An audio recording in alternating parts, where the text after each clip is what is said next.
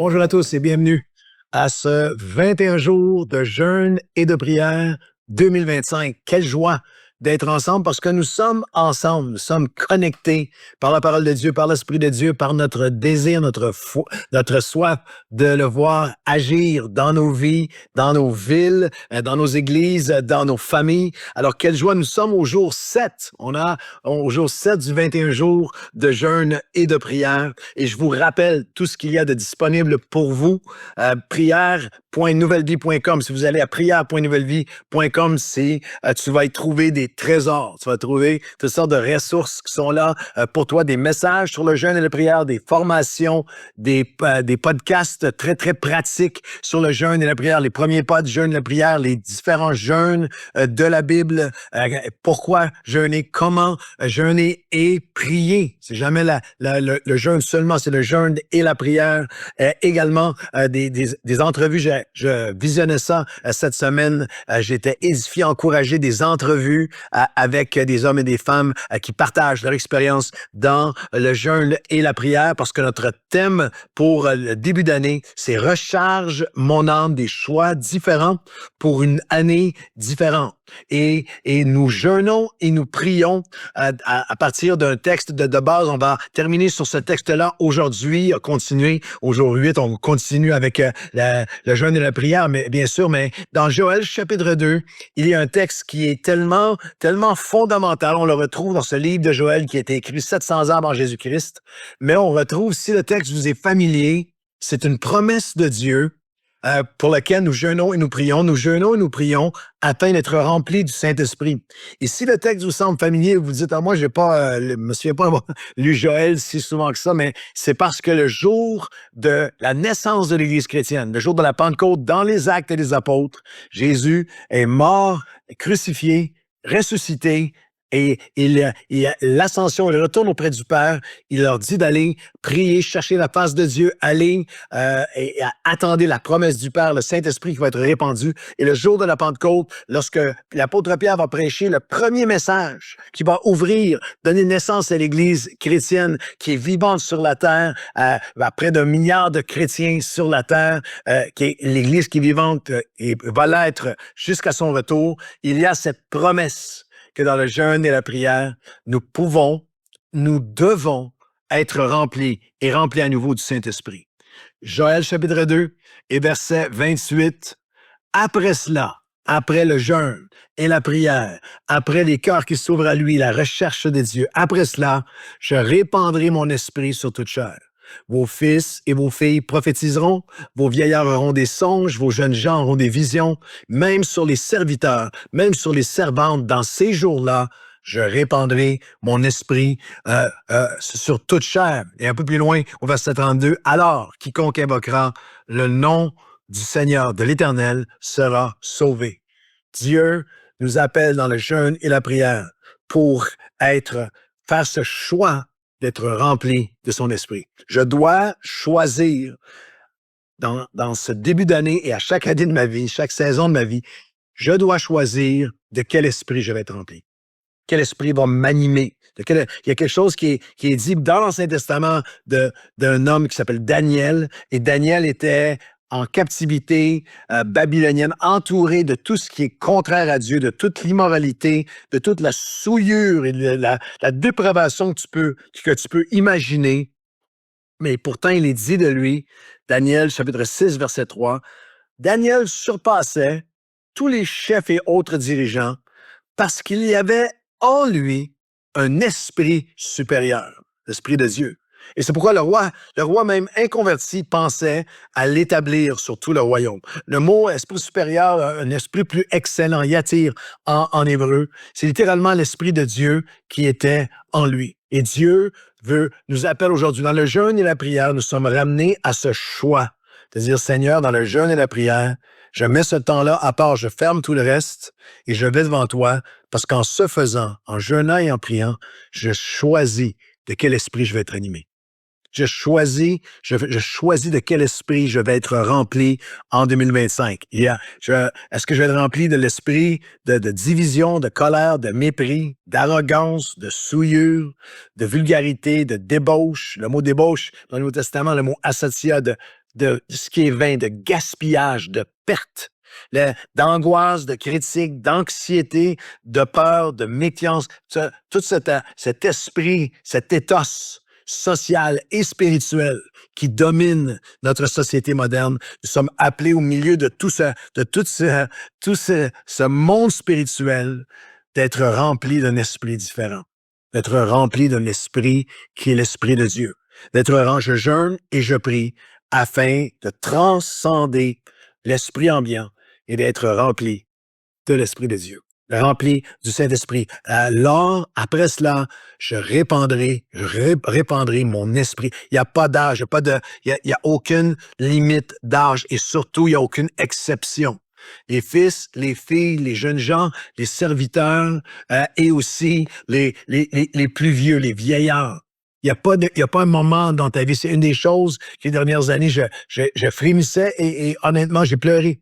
Lorsque j'ai vu passer sur Internet un site chrétien avec des centaines de milliers de vues qui disait les 10 plus grandes chutes morales de prédicateurs et de ministères de l'année 2024, comme si c'était un palmarès. C'est un palmarès de larmes, mais c'est un palmarès aussi qui nous rappelle, parce que chacun de ces hommes et femmes-là ont été pendant des années utilisés de Dieu, mais il y a quelque chose qui est arrivé à quelque part. Il y a un moment où ils ont cessé de chercher à choisir et chercher l'Esprit de Dieu, choisir à chaque jour l'esprit de pureté, l'esprit d'intégrité, l'esprit de vérité, l'esprit de pardon, l'esprit de grâce, l'esprit d'humilité, l'esprit de générosité, de don de soi, l'esprit de sanctification, l'Esprit de Dieu.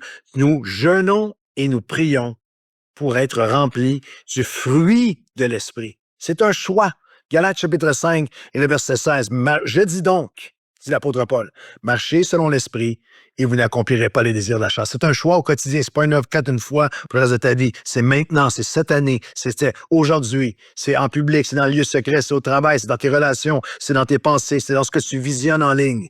Car la chair a des désirs contraires à ceux de l'Esprit et l'Esprit en a de contraires à ceux de la chair. L'Esprit de Dieu a des désirs pour toi. Le Seigneur a des désirs pour toi que tu peux seulement aller chercher alors que tu es rempli à nouveau, renouvelé dans la plénitude de l'Esprit. Ils sont opposés entre eux, mais le fruit de l'Esprit, c'est l'amour, la joie, la paix. Seigneur, c'est ce que j'ai besoin. J'ai besoin d'être rempli de ta patience, la bonté surnaturelle, la fidélité, la douceur, la maîtrise de soi. Ceux qui sont à Jésus-Christ ont crucifié la chair et ses passions et ses désirs. Et si nous vivons par l'Esprit, si nous sommes nés de l'Esprit, marchons maintenant aussi par l'Esprit. C'est un choix au quotidien. Nous jeûnons et nous prions afin d'être remplis du Saint-Esprit. Il y a beaucoup de portraits à travers toute la Bible de qu'est-ce que ça produit dans un croyant d'être rempli de l'Esprit, ce que la communion avec l'Esprit de Dieu, d'être rempli de l'Esprit produit, le fruit qu'elle produit à nos vies. On vient de voir le fruit de paix, d'amour et de patience et de joie et de douceur. Puis il y a des choses tellement concrètes. Il y a plusieurs portraits. Un de mes favoris, je vais juste vous le lire alors qu'on va aller à la prière ensemble. Voici pourquoi nous jeûnons et nous prions afin d'être remplis de l'Esprit. Vous dites, non, mais moi, je suis né de l'Esprit, j'ai été rempli de l'Esprit en 1980, 90, en 2000, en 2010, en 2000. Non, dans Acte 2, ils ont été remplis de l'Esprit. Mais Acte 3, il arrive les pressions, les persécutions, les déceptions, les déchirements, les attaques, les menaces. Et Acte 4, ils élevèrent la voix tous ensemble. Et la Bible nous dit, ils furent remplis du Saint-Esprit. Ils avaient été remplis du Saint-Esprit, mais avaient besoin de ce renouvellement, d'être remplis à nouveau. Je ne minimise pas les expériences réelles que tu as eues dans la plénitude de l'Esprit hier ou dans des saisons passées, mais tu as besoin, j'ai besoin d'être rempli de l'Esprit aujourd'hui. Et voici le portrait. Voici pourquoi nous jeûnons, nous prions, afin d'être remplis de l'Esprit. Un des portraits magnifiques dans 1 Corinthiens, chapitre 2. Je t'invite par la suite à juste relire ce passage, à le prier à voix haute, à le méditer. Voici ce que la plénitude de l'Esprit produit en nous. 1 Corinthiens 2, 9. Mais comme il est écrit, ce sont des choses que l'œil n'a pas vues, que l'oreille n'a pas entendues, et qui ne sont pas montées au cœur de l'homme, les choses que Dieu a préparées pour ceux qui l'aiment. Dieu nous les a révélées par l'Esprit. Au verset 13, « Et nous en parlons non pas avec des discours, le langage qu'enseigne la sagesse humaine, mais avec le langage, avec les mots, avec les paroles, les communications qu'enseigne l'Esprit, employant un langage spirituel pour les réalités spirituelles. » J'aimerais te proposer que nous jeûnons, te rappeler que nous jeûnons et que nous prions afin d'être remplis de l'Esprit.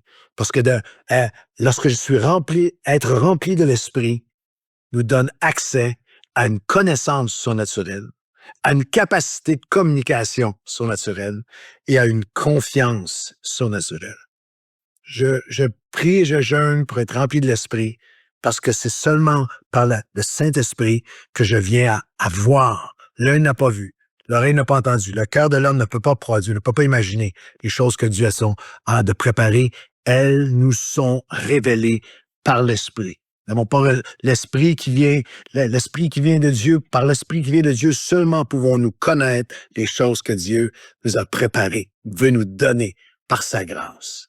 Alors, tu pries avec moi, tu jeûnes avec moi si tu savais à quel point ça pourrait révolutionner ta vie en 2025, de dire, Seigneur, à chaque jour, je viens devant toi et je te prie, Seigneur, par la communion avec le Saint-Esprit, je peux connaître surnaturellement, voir surnaturellement, espérer surnaturellement, croire surnaturellement, voir dans l'esprit voir spirituellement ce que mon cœur ne peut pas imaginer pour lui-même, les choses que Dieu a préparées. L'œil qui est renouvelé, mes yeux qui s'ouvrent à nouveau surnaturellement aux choses de l'esprit. Par la communion avec le Saint-Esprit, nous donne accès à une connaissance. Je vais connaître surnaturellement et nous donne aussi une capacité de communiquer surnaturellement.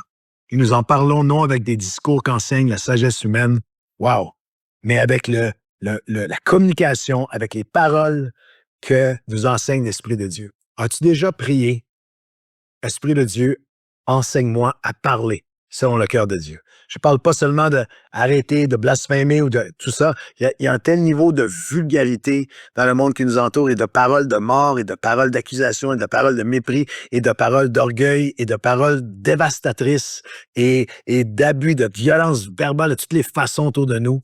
Après 4 décennies à marcher avec Dieu, j'en suis à cette absolue conviction que sans l'Esprit de Dieu, mes paroles amènent la mort. Mais par l'Esprit de Dieu, nous pouvons parler d'une manière qui est selon le cœur de Dieu. Parler selon son cœur, parler avec la douceur, avec la patience, avec l'amour, avec la vision, avec l'espoir, avec l'encouragement. Je veux être cet homme qui communique la vie avec ses paroles, non seulement sur l'estrade dans mon cas ou devant la congrégation ou en ligne le dimanche matin, mais dans les moments les plus sombres, avec les personnes les plus près, avec chaque personne que je côtoie, que Dieu peut me donner une parole. Je peux aller devant lui et je peux être rempli de ses paroles par la communion avec l'Esprit. Je suis rempli de l'Esprit et ça nous donne un accès à connaître surnaturellement, à une capacité de communiquer surnaturellement. T'invite à prier ça à chaque jour en 2025. Seigneur, enseigne-moi aujourd'hui. Apprends-moi à parler selon ton esprit. Viens toucher mes lèvres. Je veux, l'abondance de mon cœur renouvelée par toi, communiquer selon l'Esprit de Dieu. Et par l'Esprit de Dieu, nous sommes remplis, nous prions, jeûnons pour être remplis de l'Esprit, parce que non seulement une connaissance surnaturelle, une capacité surnaturelle de communication, mais une confiance surnaturelle. Et nous en parlons selon le langage de l'Esprit, employons le langage spirituel pour les réalités spirituelles. Il termine le verset 16 de 1 Corinthiens 2 en disant « Qui a connu la pensée du Seigneur pour l'instruire? Or, nous avons la pensée de Christ. » C'est un accès à une paix, à une confiance spirituelle qu'au-delà de toutes les réalités que je vois qui sont là, nous ne sommes pas en déni. Les réalités dans ton couple, dans ton mariage, dans tes enfants, réalité dans ton avenir, réalité économique, réalité d'un drame qui a pris place, d'une rupture, d'un déchirement, d'un manque, réalité d'une tragédie qui a pris place, la réalité d'une pression autour de toi ou de choses que tu traverses, de tempêtes que tu traverses. Mais nous en parlons et nous voyons non seulement les réalités qui sont là, mais les réalités spirituelles, un langage spirituel pour les réalités spirituelles et nous avons la pensée de Christ. Alors laisse-moi prier avec toi, mais que cette prière soit le commencement cette année d'une prière à chaque jour. Seigneur, nous jeûnons et nous prions pour que tu puisses nous remplir de ton Saint-Esprit. Remplir de ton Saint-Esprit afin que nous puissions voir surnaturellement, au-delà des échecs, des épreuves, au-delà de tout ce que nous voyons humainement, de voir spirituellement les choses que tu nous as préparées par ta grâce, que tu veux nous donner par grâce, que nous puissions connaître surnaturellement et communiquer surnaturellement. Je prie pour un peuple qui va avoir l'humilité de dire, Seigneur, je veux communiquer en personne, à ma famille, aux gens autour de moi, dans mes communications sur les réseaux sociaux, dans tout ce que je dis et je fais, dans mes paroles, je veux communiquer la vie. Nous en parlons avec un langage qu'enseigne l'Esprit de Dieu. Après 40 ans marcher avec toi, Seigneur, je te prie, enseigne-moi à parler. Enseigne-moi, apprends-moi toujours plus à communiquer, à parler, communiquer la vie aux gens autour de moi, selon ton esprit. Et par cette plénitude de ton esprit en nous, non seulement connaître et communiquer surnaturellement, mais au nom de Jésus, nous allons avoir une confiance surnaturelle. Qu'au-delà des réalités humaines que nous voyons, il y a les réalités de tes promesses, de ta grâce, de tes plans, de ta fidélité et de ta souveraineté dans chaque aspect de nos vies. Et par le jeûne et la prière, nous allons chercher et nous réfugier et nous allons nous ancrer dans la pensée de Christ. Au nom de Jésus. Amen et Amen. À demain. On continue ensemble.